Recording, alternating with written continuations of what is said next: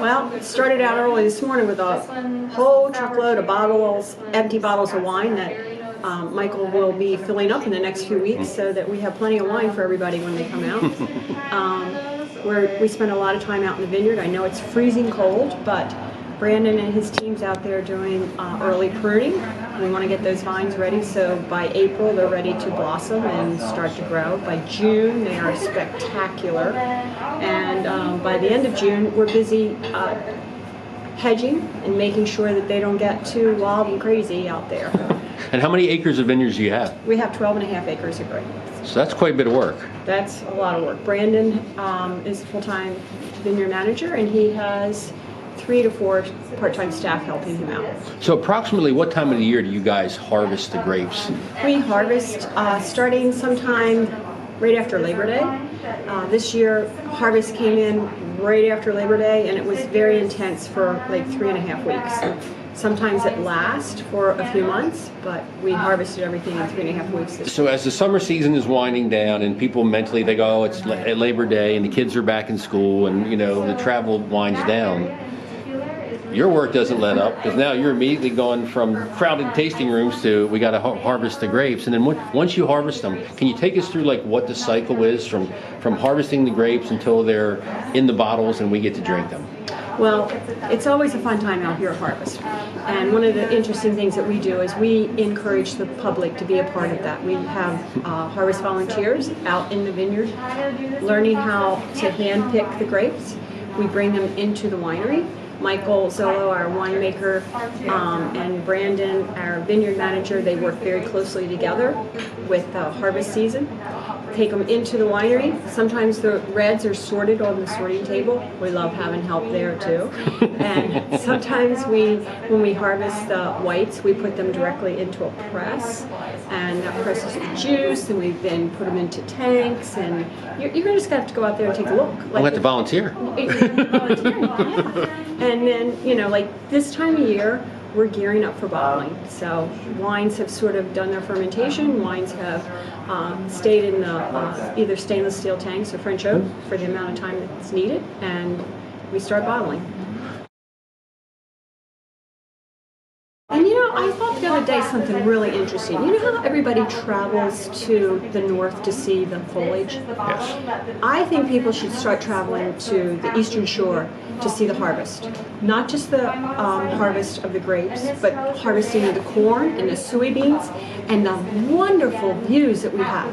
So, like at Crow, we have 365 acres. You can look out over the fields of corn and soybeans, and you don't see a farm on the other side. Then they harvest, and oh my gosh, you can see forever. Somebody told me one time that they called that forever fields. Forever fields, I think that's something we all should think about. And I think tourists should think about coming here in the fall and experiencing the beauty of the... Forever Fields Fall Harvest Tour. Oh, yeah, you got it. Yeah. Sold. See. Well, interesting enough, this is Crow's 10 years. So we have, instead of just having one day as our 10-year anniversary, we're going to celebrate all year long with various small events because COVID has taught us that people really want to have smaller events. And we're starting in February with Valentine's Day. We're not saying Valentine's Day, we're saying Valentine's Month. And we have activities all through February celebrating your sweethearts. Awesome. And that's how we're going to keep planning our events moving forward. Is, you know, just something special, many little events instead of one large event. So we can look forward to a nice 10th anniversary event pretty much every month throughout the whole year. You got it. Yeah. Okay, so and you're going to do some of your annual things you usually do. You use your Crow Vineyards 5K and all those kind of things will all be happening. Coming up in June, and well, you can go to our website, and as we keep adding things throughout the year, they'll be on our website. And where can people find you on the web? crowvineyardwinery.com. Michael's going to be bottling our Pinot Gris. That's his favorite. You should ask him about that when you bump into him. And one thing we do is we bring our wine club together to create a red blend. And we're going to be creating Crow Club Select the 1st of May. And then by harvest season, it will be bottled and ready to go for people to purchase. Our Crow Club Select made by our winemaker and our wine club. So how can people join your wine club? If this sounds interesting to them, how can they become a member of the Crow Wine Club? Very easy. On our website, click the button, I want to join the wine club, and then we get in touch with you.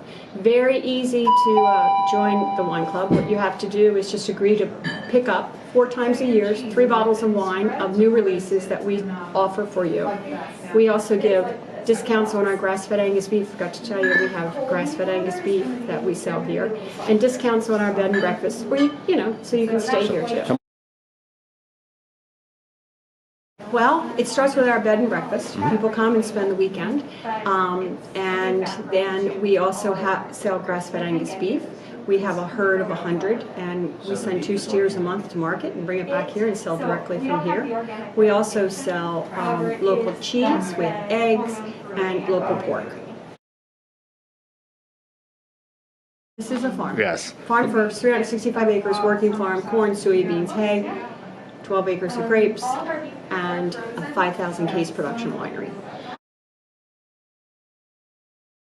What I would say is, I'm going to give you some feedback of what people tell me after they've been here for an overnight. You can see the stars at night. You can hear the crickets at night. It's lovely, it's peaceful in the evening and during the day. When you get up and it lightens up, you see no concrete, no pavement, you see lovely farmland. And people really appreciate the opportunity to spend some time at a farm.